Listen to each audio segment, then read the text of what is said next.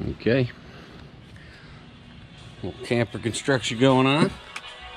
Here's some of my framing for the bathroom.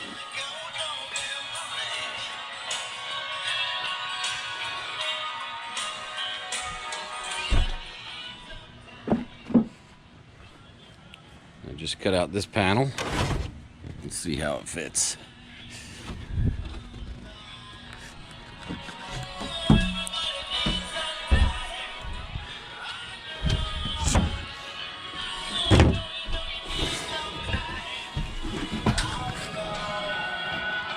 Oh, fits perfectly.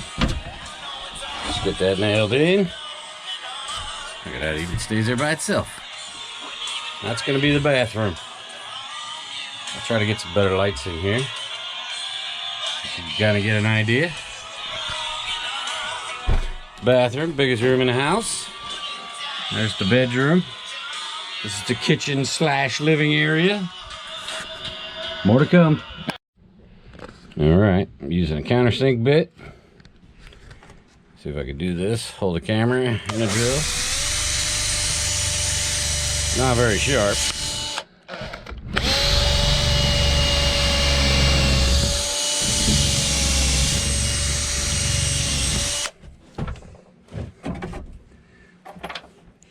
And I'm using these nice golden screws.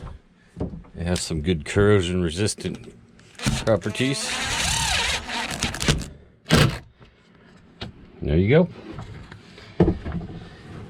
I'll repeat that all the way around. And this, of course, is attached to the exterior wall. So this actually adds strength, same as these walls. You know, to stop it from swaying side to side when bouncing down the road. Not a lot of people realize this, but campers need to withstand hurricane force winds and earthquakes. Category 5 earthquake. I think that's what they call it. 5 on the Richter scale, plus the hurricane tornado force winds.